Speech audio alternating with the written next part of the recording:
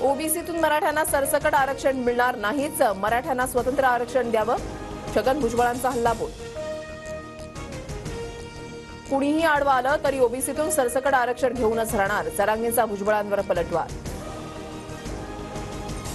JCB हेलिकॉप्टरमधून फुलं उधळणारा समाज गरीब कसा, भुजबळांचा जरांगेंना सवाल. तर मराठा समाज कर्ज काढून कष्ट करून वाहनं घेतो, आमचे घामाचे पैसे लोकांना लुबाडलेले नाहीत, जरांगेंचं प्रत्युत्तर. नांदेडच्या नायगावात आज ओबीसी मेळावा, प्रकाश आंबेडकर आज ओबीसींच्या व्यासपीठावर येणार, पडळकर शेंडगेही उपस्थित राहणार. लोकसभेनिमित्त भाजपची आज पुण्यामध्ये बैठक, फडणवीस बावनकुळेंसह केंद्रीय आणि प्रदेश पातळीवरील प्रमुख 60 ते 70 पदाधिकारी हजर राहणार. अजित पवार गट आज शिंदेच्या बालेकिल्ल्यात, मुंबईसह ठाण्यामध्ये मेळावा, आगामी निवडणुकांच्या पार्श्वभूमीवर अजित पवारांचं मार्गदर्शन. हिंदूंवर वाकड्या नजरेनं पाहिलं तर ठरलेला कार्यक्रम करू, श्रीरामावरील वक्तव्यानंतर नितेश राणेंची आव्हाडांवर टीका, आव्हाडांचा जितुद्दीन असा उल्लेख.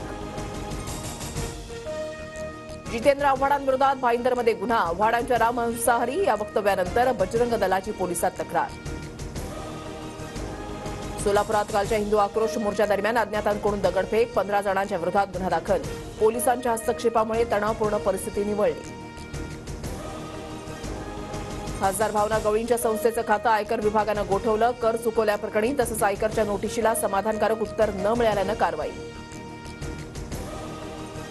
सुनील केदारांना जामीन देण्यास राज्य सरकारचा विरोध, सरकारचं हायकोर्टात प्रतिज्ञापत्र, 9 जानेवारीला पुढील सुनावणी. अजित पवार मित्रमंडळ कमळावर लढेल, रोहित पवारांची टीका, रोहित पवार बच्चा मी उत्तरं द्यावी इतका तो मोठा नाही, अजितदादांचं प्रत्युत्तर. बच्चा है पर मन का सच्चा है, दिल है साफ नफरत से है दूर, असं ट्विट करत रोहित पवारांचं अजितदादांना उत्तर. मुख्यमंत्री शिंदे करप्टमॅन, टेंडरशिवाय कामं करत नाही, आदित्य ठाकरेंची टीका, येणारं सरकार आमचं, भ्रष्टाचार करणाऱ्यांना जेलमध्ये जावं लागेल असाही इशारा.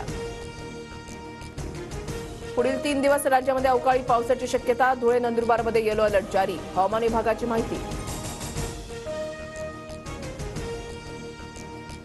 8 ते 12 जानेवारी दरम्यान नागपुरातील लक्ष्मीनगर झोनमध्ये पाणी कपात, जलकुंभाचं काम सुरू होणार, पाणी जपून वापरण्याचं पालिकेचं आवाहन.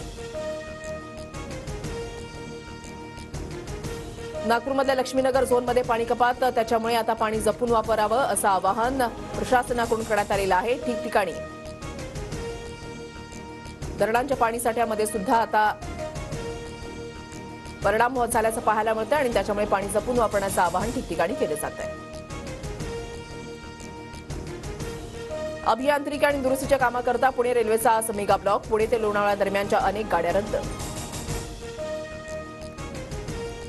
एक देश एक निवडणुकीवर जनतेचं मत घेणार, रामनाथ कोविंद यांच्या नेतृत्वाखालील समितीकडून नोटीस, वेबसाईट आणि ईमेलद्वारे सूचना पाठवण्याचं आवाहन.